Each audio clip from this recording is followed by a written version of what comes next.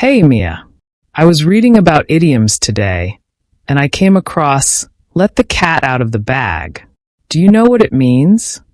Hello, David.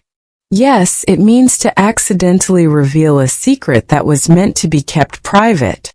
That's cool. I'm curious, where does this expression come from?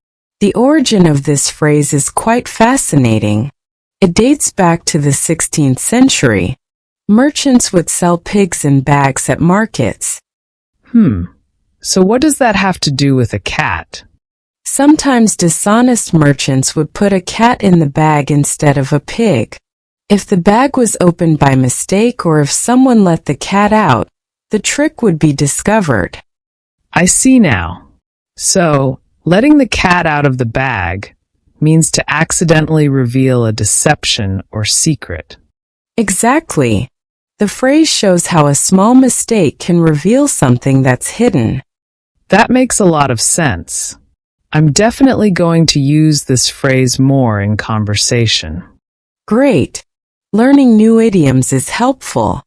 They make your speech more interesting and lively. Thanks for explaining, Mia.